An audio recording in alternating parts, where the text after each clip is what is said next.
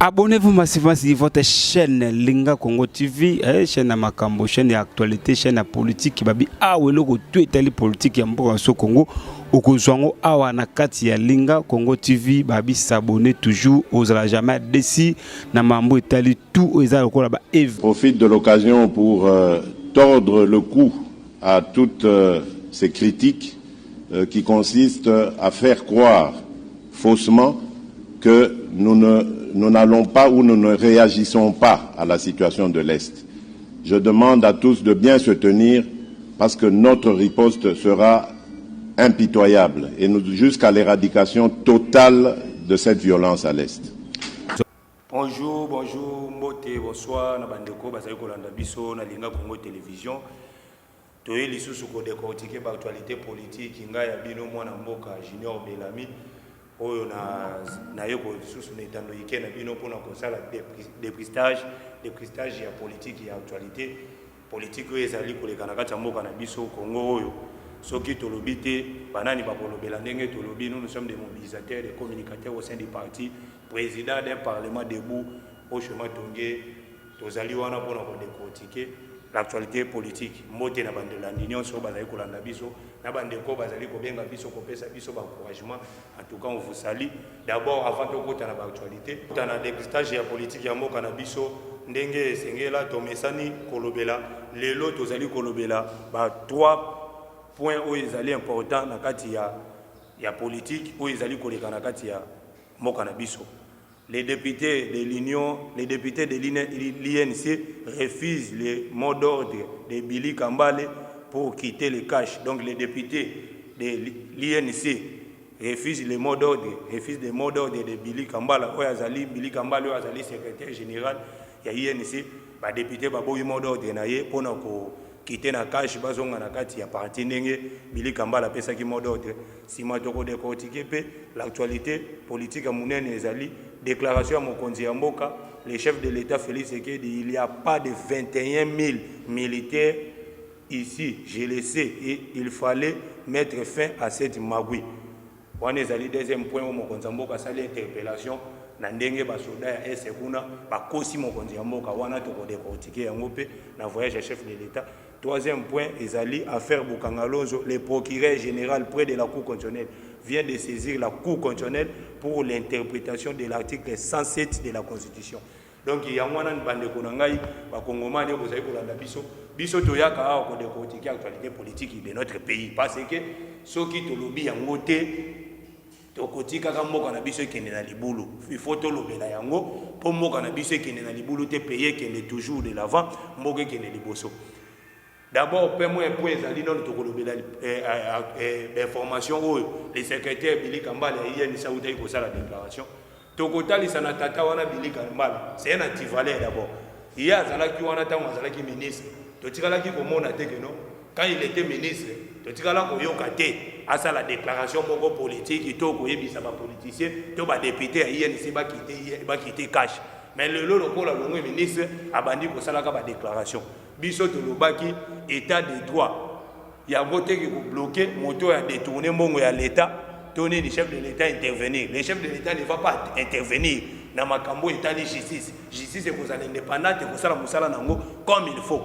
Soko détourné qui mongo ya l'état, na ba procès à 100 jours to mona ki ba ministre o ba défila ki kuna ba ancien ministre budget. Oyo pe Kanguda wazala ki proche même ya Vital Kamerhe lobby yango.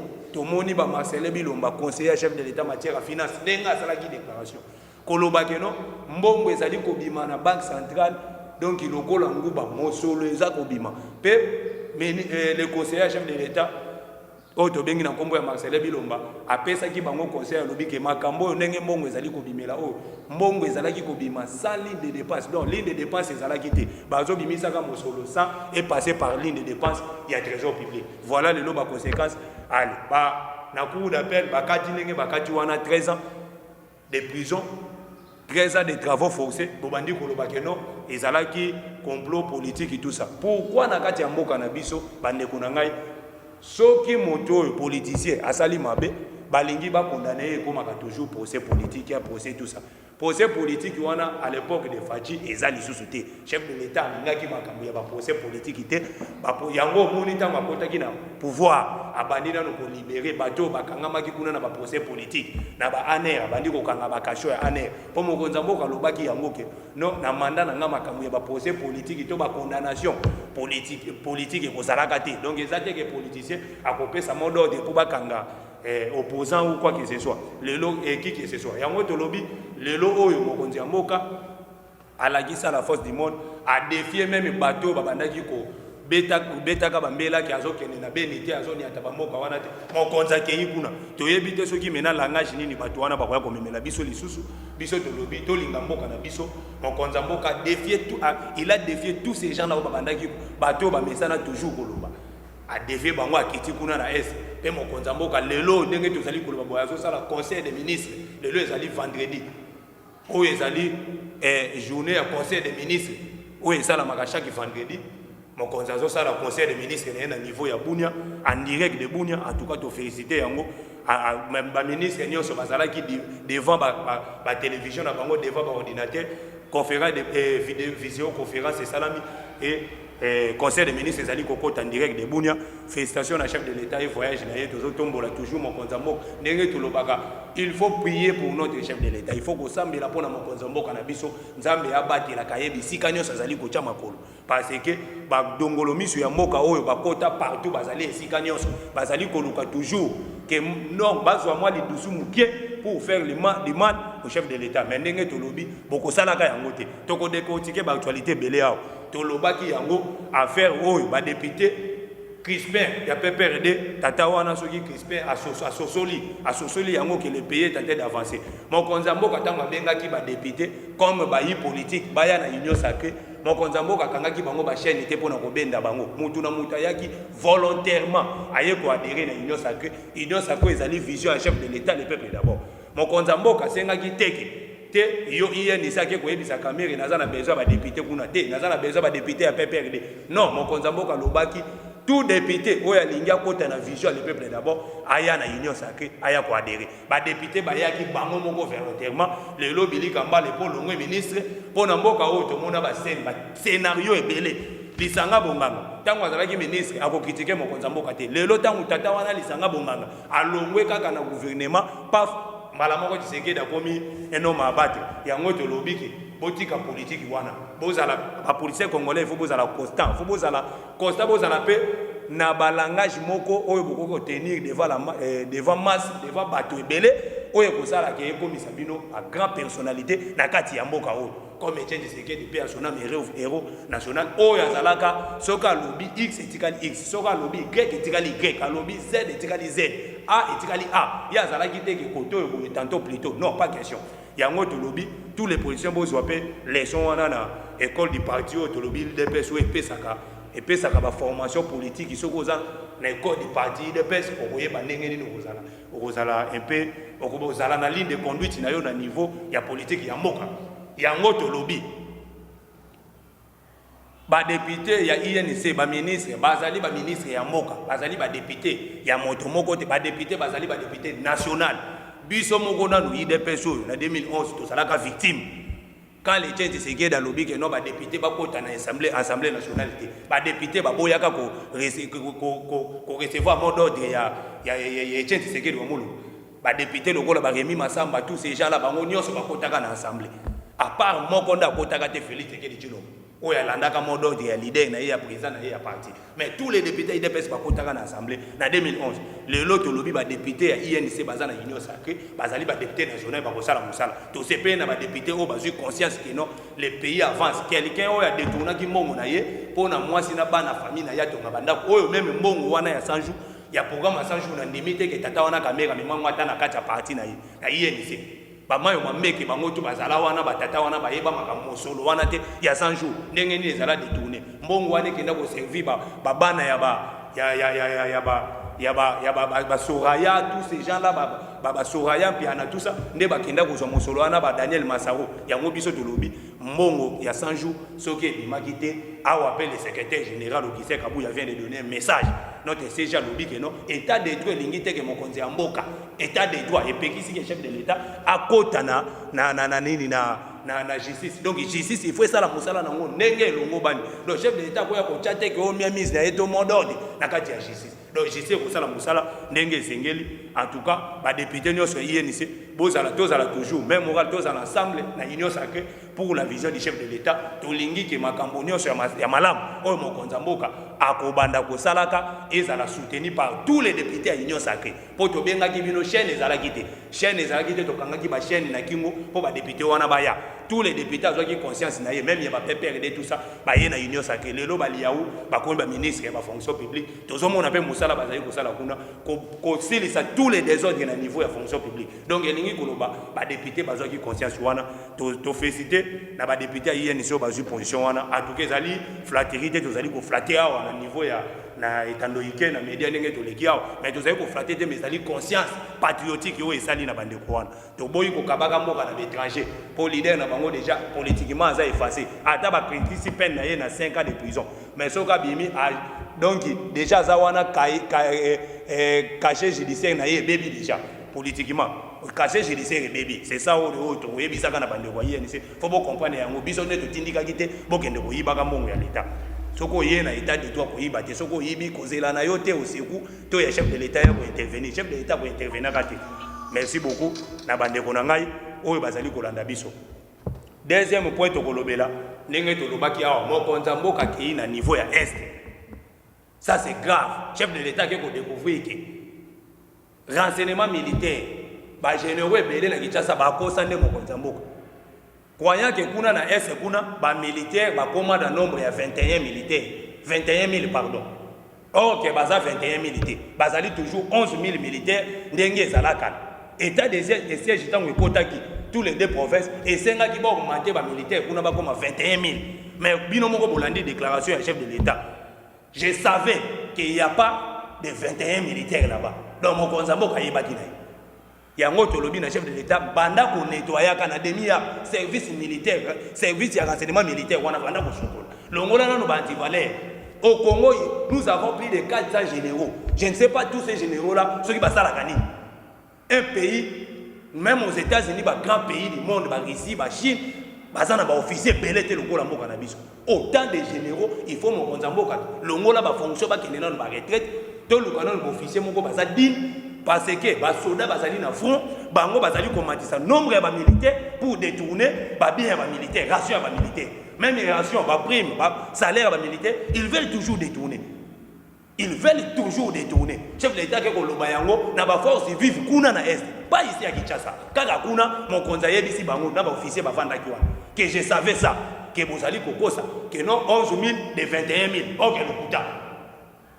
Voilà ndenge bokuni na poisa. To lobi to linga ba soda oyo bazo kende na front, oyo bazali ko bundaka. Bomona ki ba image. Ndenge ba soda bazako toka mutoki na bango kuna. Tozali na état d'urgence, mon konzambo état de siège wana ezali pona ko éradiquer ba insécurité nyonso na mo est. Pe nous avons un chef de l'état qui est combattant. Quelqu'un à bunda, ndenge to lobaka un combattant, c'est quelqu'un qui n'a pas peur même de la mort. Un combattant c'est quelqu'un qui a bunda pour l'état de droit, démocratie, justice na kata mboka na. Donc biso o tozali ba combattant de la liberté. Tozo bunda pour na état de droit et fan. Pas d'injurier des gens. Pas de créer ou non. Non, nous on n'injure pas les gens. Mais tout le monde va kebo solo. Ceux qui ont ça qui m'a bête, vous voyez, ça y est, non, côté ça m'a bête. Côté yo boye bongisa. Mon konzambo ka keye mon kuna na niveau est, a que palper des doigts. Que non, ba nombre ya ba militaires, beaucoup ça mon konzambo ka na ba nombre ba militaires.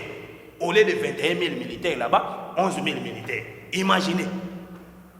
Ok, awa gouvernement ezo ba moyen ezo tindika na nombre ya ba militaire oyo mokonzambo ka yeba ki 21 000 bazui ba ration biloka ba soda ba tindiki ale quelques officiers oyo ba mesana toujours magui bazo continuer toujours ko détournaka ndeto ko yebisa binoki l'époque de Kabila est déjà finie. On n'est pas à l'époque de Kabila. L'époque de Kabila ezaki impunité pour makambo soki ezalaki Kabila mais le moto moko akolobaka na yete même yemo akotika la ko épingler yango ta kolobela kati mais mokonza mboka ke koloba yango kuna Il est béton. Et on le chef de l'État est bétonné, béton. Azawana pour bétonner partout. Place Union au désordre déjà. Lui, il est là pour mettre de l'ordre. Pour mettre de l'ordre. Botika ba magui, botika ba mafia, bolinga moka na bino. Yango moni chaîne ezali linga pour télévision. Bolinga moka d'abord. On va parler quel est l'intérêt du pays. Place au intérêt moka ezali. Ne biso to kolobela pour l'avantage du peuple. Oh, le peuple au biso to vandi des années dans les noirs na mulili. To vandi na mulili ba politiciens bazo kala des millions de dollars biso to tala ka bango. Lelo yokomona ka na mboka na biso awa kuna minduki ezali kolela bazali kokufa mokomona ka awa baba banini tout ça ale bolo bakeno mokonza mboka na eta mokonza mboka ba mesiro ya zui atie baba eta atie ba discothèque atie na baba tozali ko préciser na bino baba atie bozali ko beta ka ba musique na baba bokanga na baba soki ba kokuta yo na bar na yo ozobeta ka musique otie ba kuna okofuta ka amende ya $100 bolandi déjà général kaso. Donc elingi kolobaki to changer nos mentalité. Na bamboka wo eza développer de ma France manini okomona moto moko seulement français moko akufi ata na Lille, ata na Nice, ata na Lyon. Soki français moko akufi okomona même na Paris baza touché. Batie mo ba cérémonie ba fleur koya ko rendre hommage na un français oya kufaki na Lille ou wapi. Mais biso tozali na Congo na Kinshasa bazali ko binaka masanga partout mais tandis que na beni kuna ezali ko yindaka batu ko kufa tongo midi poko botikeli responsabilité wana na mutu moko c'est le chef de l'État. Vous autres les Congolais non vous préférez aux unes yo za na ndeko na yo na pota tindele moi quelque chose oza na ndeko politicien azo sukumela yo ko pesa yo des millions de dollars bambongo boya ko komela ka masanga ba boîte partout ba bar partout et comment donc qui ça mo bimeza ba bar. Nous condamnons ça, nous condamnons. Il faut que nous même la musique, nous avons pour la libérer. Ce que nous avons fait, moi l'alimentation, nous avons fait la musique à ma télé, au tien moi j'ai eu meli. N'est-ce pas normal? Musique à ma casse, c'est bête dans ma boîte de nuit. Au côté de la boîte, nous avons fait musique à ma casse. Mais musique est comme à la portée de tout le monde. Ok, wana ok, na ba place on deti ba capela ba zone wana ko monaka koto yo baf la musique koto baf la musique donc yo vandi wana na katika tozo mais la musique ezo bima koto musique ezo bima koto ça c'est quel pays? Mais tandis que les gens sont en train de mourir biso ba congolais en tout cas il faut tout changer notre mentalité oyo kaka ate mokonza mbo ya azo sala nini banda za wana yango to lobi pe maintenant l'état akobanda kozwa ka ba musique draconienne nde mokonza mbo ka lobaki pour éradiquer mentalité d'abord ya congolais. En Afrique, au Congo, c'est tout un peu de dictature, il y a moqué pour ça bien. Parce que nous avons un pays où il y a sa conscience. Sa conscience, mon konzamboka kiti na Beni, kiti Butembo, mon konzamboka kiti na Bunia, akiti na kaka na ba zone rouge wana. Oyo lelo tolobi na bamboko mon konzaniati lelo, soka benga ki ata Joe Biden ya États-Unis, abengi to Macron na France. Que non Macron alinga ya na Congo na Kinshasa mokonza ebisete yaka na koyamba yo na Beni Macron ko ya lisusu ta ko annuler voyage akwa annuler voyage directement po ba ko linga ko kita kuna te mais mokonza mboka akiti kuna Yuri Museveni aye wana bakuta na mokonza mboka tina bakasindi mokonza mboka lobi on va faire maintenant la coopération ya nzela ko alfalte banzela nyonso kuna ozwi Beni Butembo Kasindi banzela wana nyonso o totala na ba télévision oyo même Hippolyte na niveau ya ferme na yetu mona ba image akenda ko kanga na mituka na bakata potopoto ya banzela wana mokonza lobi maintenant il faut alfalte banzela wana tina Uganda ezali banzela moko sur le plan sécuritaire même sur le plan commercial et ko aider population ya kuna en tout cas to saluer vision mokonzi ya chef de l'État na niveau ya S kuna mokonza yambi bango nyonso ayebisi pe na ba population état de siège oyo et yete po créer les bino traumatisme to yete traumatisme ezwa bino te que non état de siège ba soda ba ye pona ko déranger bino soki ba soda bazali ko sala ba dérapage ou des policiers il faut dénoncer ndengo moni ba lève ba dénoncer yango face à mokonza mboka. Aucun chef de l'État mon côté na kati mboka na biso oyo ya kenda na ba c'est wana même Mobutu même des Kabila o baleki na mboka o batikala te ko solola na ba élève to population na Beni wana boy ba élève bana bazoloba mokonza mboka sengeli ba policier ba soldat ba salaki ba makambu ya mabe na ba élève mokonza sengeli bango bolimbisi pas ba élève boya direct na ba élève. Donc elingi koloba eza message clair au chef de l'État pesi kuna asengeli ba soda wana ba policier oyo ba déranger ki élève ko marcher ko sala ba marche c'est un droit de tout civil de tout citoyen dans un pays surtout pays au état de droit oyo toza na lelo démocratie kotina moko Tout le monde a droit de marcher, de revendiquer même. Mais pourquoi vous kendaka ko tabasaka ba yango to lobi ba dirigeant o bazali ko diriger ba militaire na ba policier. Vous allez pas na rigueur. Comment to ko na ba policier moko boye des policiers voyous dans ce pays. Un élève comme ça bokende même ya moi si un élève ya moi si bokende ko tabasser ko buka loboko. Ko casser même ba bras na bango. Non. Nous condamnons ça. Et batouana il faut to sengi na mokonza moka ba la traduire en justice ba la la bango. Parce que trop c'est trop. Dans un pays à état de droit, to lingite ba civique wana batouana ba yaka ko saboter vision mokonza moka état de droit. Ben lève ba pesina ba bengi ba flash. Ya ISB pour mokonza moka alanda ba image alanda ba ni ndenge be lève wana bazalaki na ben traumatisé, tabassé comme des chiens. Nous condamnons ça, toujours condamné yango. C'est nous qui le bisonné tout ça na pouvoir wana. C'est nous qui est là. To lingite makambo et les gars qui kala ya ba dictature wana ya kala et répéter le sous les lots na Congo. To lingite makambo wana répéter to telemeli yango. Chef de l'État pas asengi ba limbis. A lobby to kolandela bato basali ba action wana. To koluka ko traquer bango bazala pe traduit en justice landela bakana bango. En tout cas, et loko de lobby, bande kona biso ba Congomani, ba Congolais, bazali kolanda biso partout dans le monde entier, li banda ya mboka, bolanda ka biso et surtout na ba niveau Belgique et France, tozali ko tinda biso ba félicitations, ba encouragement, tozo saluer bino kuna na musika ndenge tozali biso nyos ensemble même droit, nous ne sommes des jeunesses conscients ndenge to lobaka. Kaka ndenge moko na ba jeune wana ya ba beni wana bomoni wana, ne biso oyo. Donc ibar moke politique ne belé. Tozali kolandela ka mboka na biso. C'est pas oh mais qui ça la mabe pour dénoncer yo to beleli ba antivaleur nous to kobimisa bino na poisa pour vous dire que mboka oyo eza lisusu mboka oyo lekaki kalate ya kokotika ka moyibi en liberté moyibi alati veste na mutuka na ye bazokatela ka lo sako na policier na nzela. Non, nous sommes fatigués na politique wana. Quelqu'un qui a volé l'argent du trésor public, l'argent à l'état bazo le kaka na mazela ba roulage kokatela bango lebo lekisa mokonza leka. OK, c'est volé. Nous sommes fatigués. Mokonzambo kalaki sebino bokolo baka lisusu nini que chef de l'état azo kendete a beni kuna tiki bango ya zawa na kitasa zabo yazo voyage mokonzaki na beni wana akeina ba kasini akeina ba butembo akeina ba sake donc akomi na ba point oyo ba zone rouge ba place oyo sécurité ezalaki pe mokonzambo ka bolandi yango alobi yango ke ADF wana koyebisaka biso pona nini babomaka biso ba congolais. Makambu ya négociation et réception et scellé. Théâtre on est scellé mon konzambo qui était déterminé de dire que non. Il faut démontrer na bango que non nous sommes un état. Il faut tout la savoir que nous sommes un état, il faut qu'on réprime bango jusqu'à bango la neutraliser totalement. Makambu ya ba réception ko sangisa bango tous théâtre on déjà mon konzambo déjà fait ça qui message depuis quand bon déposé. Tant mon konzambo qui riposte vous allez impitoyable.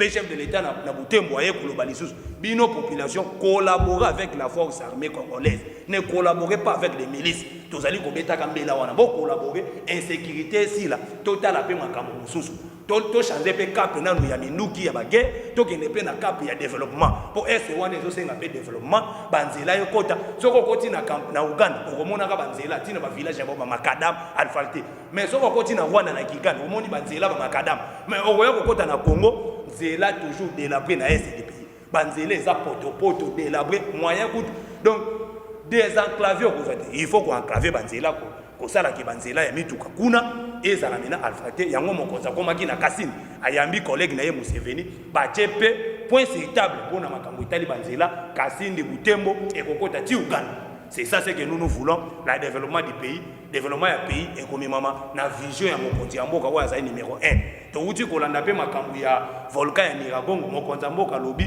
basinistre nyonso ya Nord Kivu ya Goma bakozala enregistré bakotongela bango bandaku na bango ba logement sociaux ndenge panzana kiwana.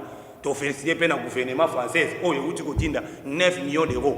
9 millions wana en tout cas gouvernement français batindeli biso mosolo wana pona koyede yango to lobaka tango bino bolingi to sala politique toujours ya politique moko to sala ba égoïste te Congo il faut to sala kaka au vase clou to sala kaka kanga baboye to fongola loboko te politique et comment kozala pe géopolitique internationale pe jouera na kati ya politique ya tout pays ya pays nyos soki lelo oyo boye ba sanctionner biso lelo tozolo ba ministre ya Tshisekedi pourquoi baza sanctionner te na ba Union européenne na ba États-Unis na ba Nations Unies mais tout le monde à l'époque de 18 ans Kabila ba ministre sanctionné à tout moment pour bazala qui va détourner koyiba ka moso ndo yo ka ki omona ba sanction Union européenne sanctionné ministre tel Union européenne a sanctionné général tel na armée congolaise mais lelo depuis que Mokonza Mboka là makambu ya ba sanction wana ezala ka lisusu te ba sanction eza to yo ki te ministre moko ya Union sacrée a sanctionné to se fait la révélation Luzolo Bamba Sali Luzolo Bamba Sali un grand révélation ce monsieur là c'est un monsieur à féliciter c'est papa oyo biso to monaka ba valeur oyo ezala ka incarner pa na ye to landa ka ba idéologie ya bato ndenge wana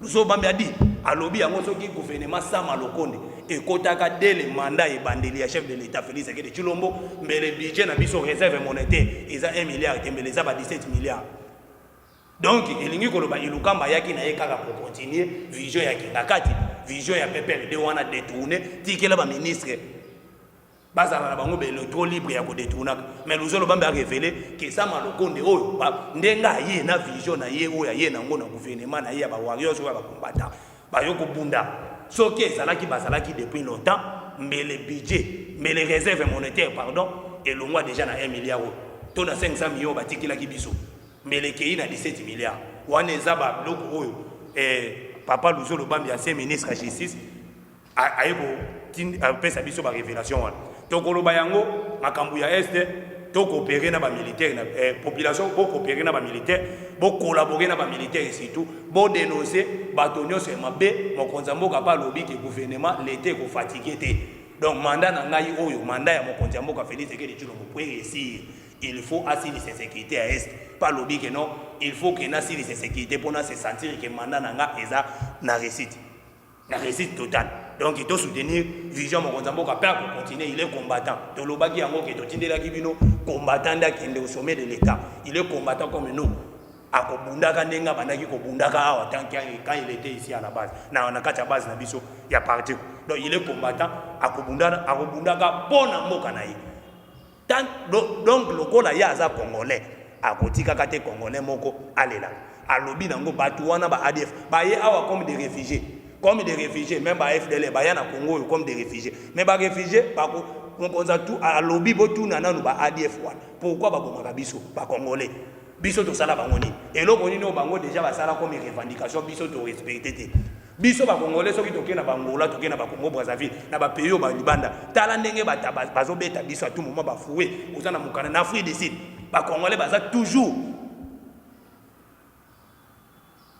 tabassé toujours à cause de ba policiers angolais tout ça tozo mona ba image moko yoka te congolais moko tazwa courage ko sala milice osima munduki na ba moka wana mais bango ba ye awa na mboka na biso comme des réfugiés ba komba milice Mokonza Mboka azo former ba militaire na Gabon ba soda bazali ba force oyo française zo former na niveau ya Gabon ba FARDC bazo former bango ba guerre de ya jungle ba guerre à samba donc ndenge za wana samba wana ese kozalaka tout prix à tout moment moto na moto Monesco a outi ko sala sur ba révélation grave Monesco ke ba ADF bazali na ba drone.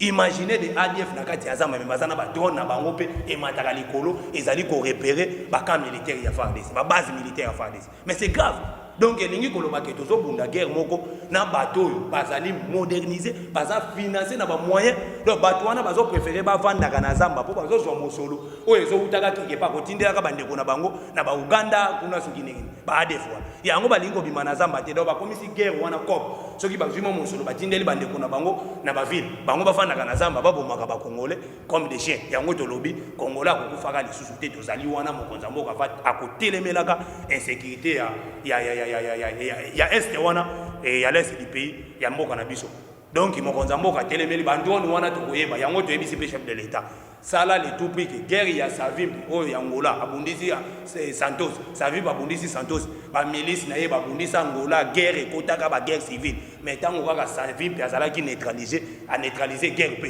là yango to lobi il faut ko kangande bato bazali ba criminel financier o bazali ko financer ba guerre wana soki to kangi bango ba kei ba CPI tozana espoir que guerre wana ya SP aussi En tout cas, bandeko na ngai yango to yaki poto décortiquer voyage mon konza mboka à l'est du pays, mon konza mboka ke yuna sali une semaine, pas des jours moko te mais une semaine akendaki depuis samedi ti le vendredi. Bon comprendre yango ke mon konza mboka il est déterminé à kosilisa. Akokendaka kuna ta un mois ko salaka po ezali mboka na ye. Et loko moko pe ko sala matepo, il est béton. Tozali ko flatter te.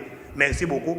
Donc ce poto chité troisième point na biso de soto lobela ki makambu ya cour constitutionnelle ndenge procureur près de la Cour constitutionnelle à côté de dossier naïe, na kati ya Cour constitutionnelle, batangela biso article 107 de la Constitution. Tokotanga yango na bemission ezali koya kende ko matata po ntango ayibaki mosolo ya Bukanga Lozo azalaki sénateur té. Aujourd'hui il est sénateur oui, mais ba tu ne peux comprendre déjà tata.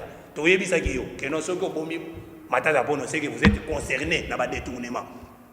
Le lot et bimi na poisa à la face du monde que c'est na wana ezali le côté c'est na wana ya biso mboka na biso eza wana donc eza moi groupe de volets basangani wana ti musique ba yebi que non bango à l'époque de Kabila ezaki soki oya yibi abandi ko kataka te tel yozwa lokola ba yibaki ensemble bandaki ko liaka mbongo ya Congo ensemble c'est vous êtes des volets et vous voulez pas que non bakanga moko ya bino 300 millions de dollars à Bukanga Lonzo. Vous voyez, ça fait le lot 40 millions pour sommer la qui en bagage chimique. Donc, aussi 40 millions pour sommer la bagage chimique à Bilanga. Mais Bilanga, où est-il comme on a tata Boumalisang?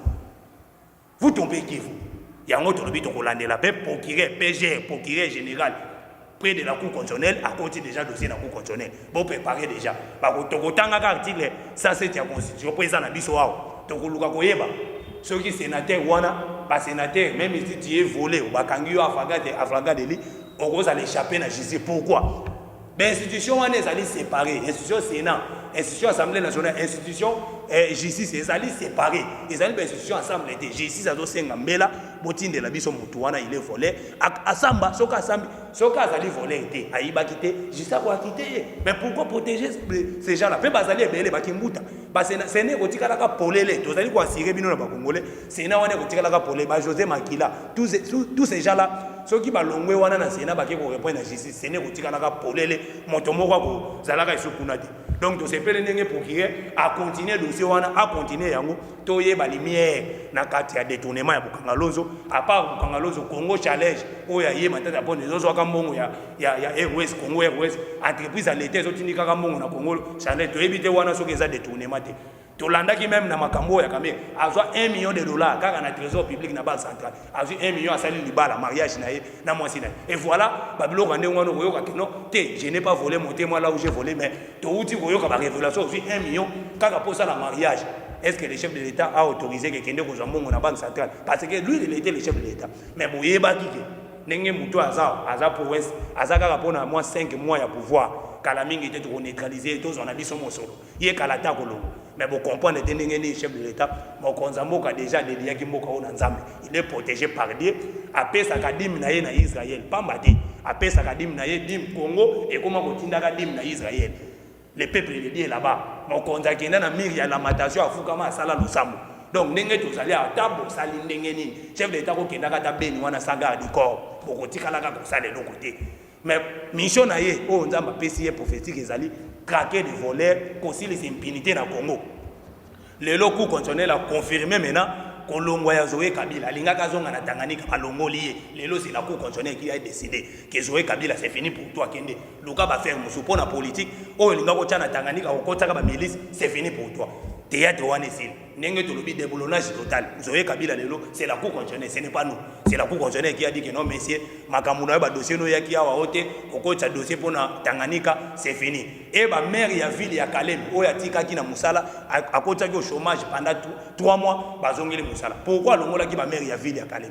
Pour ayeba ki bazala ki na ba seke belé, ya makamba za ki ko sala. Alongoli ba maire wana. Lelo Cour constitutionnelle a yambi kolongwa na ye oya assemblée provinciale basalaki Cour constitutionnelle lobi to yambi zo ya longwe libela, c'est fini pour lui. Donc il to boy tikala ko sala va faire musu tikana no politique pour bosali politique au Congo pendant 18 ans vous avez rien fait botiki impunité ba crime tout. Donc eloko makamunyo so mabende botiki biso na Congo ne mo konzambo ka komi ko lukaka kolongola kanda mundambo po salite wane sile bande konanga ba congolais yango to yaki pona ko décortiquer ndenge to landi to na yebisi bino awa ngaya bino ndeko na bino junior bela mieux c'est keba biso tozali ba combattant, ba intimidation, non non, on n'a pas peur de ça. En tout cas, nous sommes là. Ndenge tolobaka, nous sommes des Congo.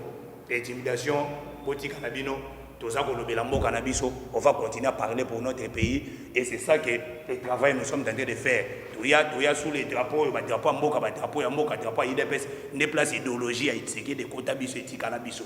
To tikala na idéologie wana, ya ke to landela moyibité. Soko yibi monga l'état, okendaka na makala, grâce présidentielle moko te koyelaka yo.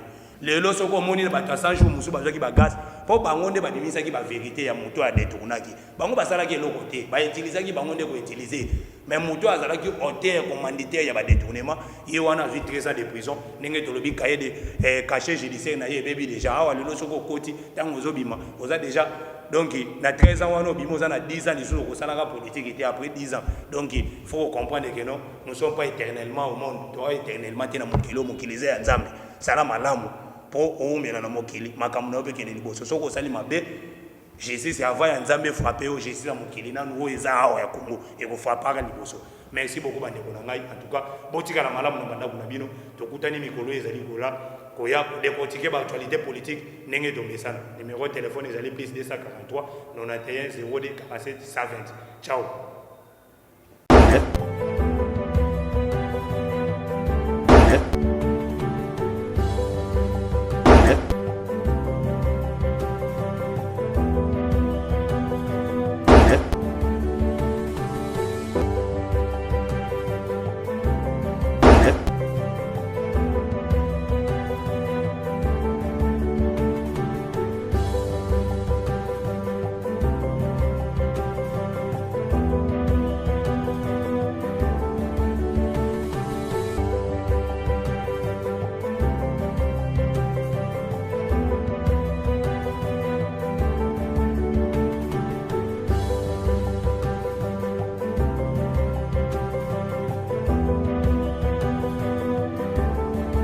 Abonnez-vous massivement sur votre chaîne Linga Congo TV, chaîne à Makambo, chaîne d'actualité, chaîne à politique qui babi awelo ko tuetali politique ya mboka so Congo. Okozwango awa na kati ya Linga Congo TV babi s'abonner toujours aux ala jamais déci na mambo etali tout eza lokola ba profite de l'occasion pour tordre le cou à toutes ces critiques qui consistent à faire croire faussement que nous n'allons pas ou nous ne réagissons pas à la situation de l'Est. Je demande à tous de bien se tenir parce que notre riposte sera impitoyable et jusqu'à l'éradication totale de cette violence à l'Est.